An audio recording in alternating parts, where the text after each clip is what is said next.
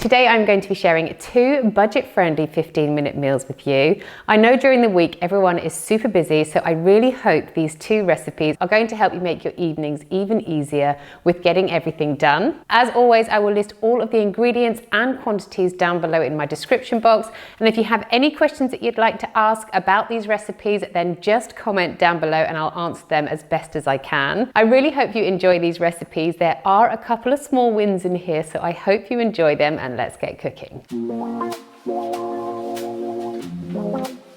For my first recipe, I'm going to be sharing a chickpea and spinach tikka masala using Sharwood's tikka masala cooking sauce.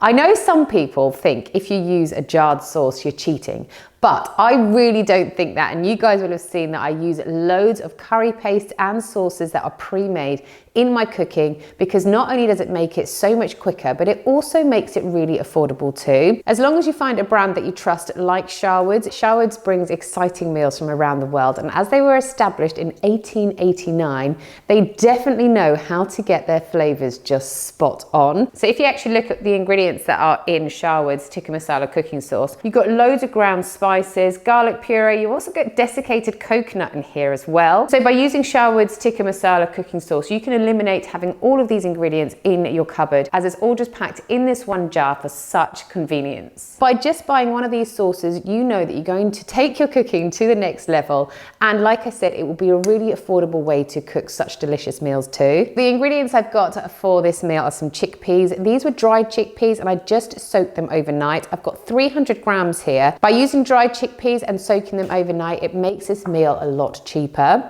I've got some frozen spinach, because once again, that is a much cheaper option to go for. I have got 1 sweet potato. In here, I have got 1 onion, and I've also added a nub of ginger, because if you guys know me, you know how much I love ginger. So I have added an extra nub just for that extra kick of flavor here. And then, like I said, I have also got Sharwood's tikka masala cooking sauce too. So what I'm first of all going to do is I'm going to just blitz up my onion, and I'm going to get those into the pan to saute and sweat through.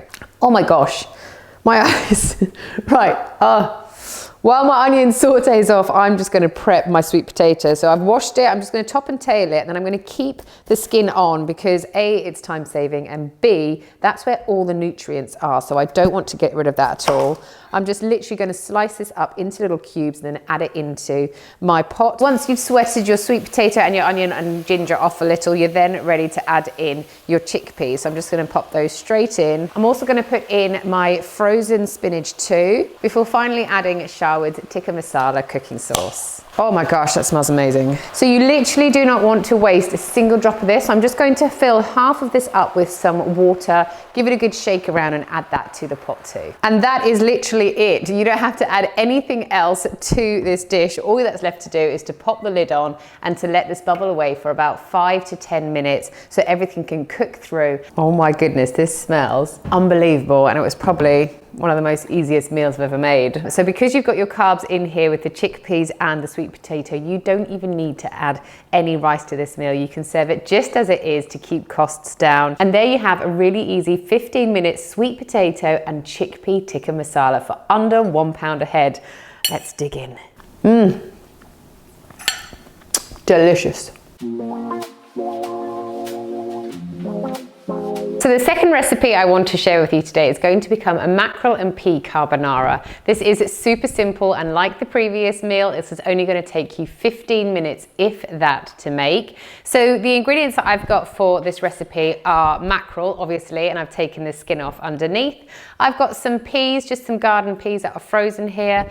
In here, again, as like I did before, I've diced up 1 onion. I've got some milk, some eggs. I've also just grated a little bit of Parmesan cheese, but I've got some more to top the pasta off with at the end, and I've got a little bit of rosemary and some spaghetti too. So the first thing you want to do is to get some water in a pan, and you want to bring that up to the boil before popping your spaghetti into your pasta to cook through for 7 to 10 minutes. Now that your pasta is on, you can then start making up your mackerel sauce. So I'm just going to turn my pan on and just pop a little bit of oil in the bottom before adding in my diced onions to saute. Once your onions have sauteed off for a few minutes, you then want to add in your rosemary. This is going to add such a delicious flavor to your carbonara. And then you want to go in with your mackerel and just break your mackerel up in the diced onions. Once you've broken your mackerel up a little bit, it's then time to add your peas to the pan too. So you can now reduce your heat right down and you can start prepping your carbonara sauce. So in here I've got 100 mils of milk and I'm going to add 2 eggs into there, but I always like to crack my eggs into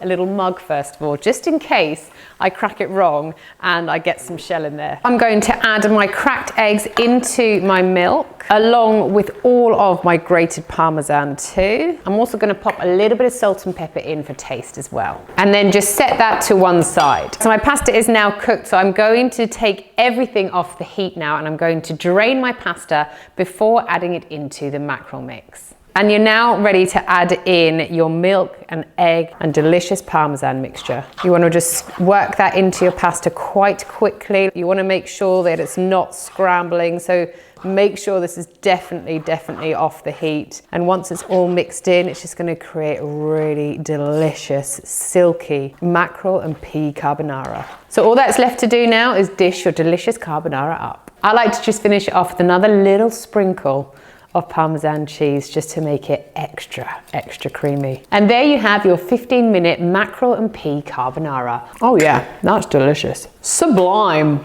So those are the 2 recipes I wanted to share with you today. I really hope you enjoyed them. Let me know if you give them a try and what you think of them. Thank you so much for watching and I'll see you guys next time. Bye.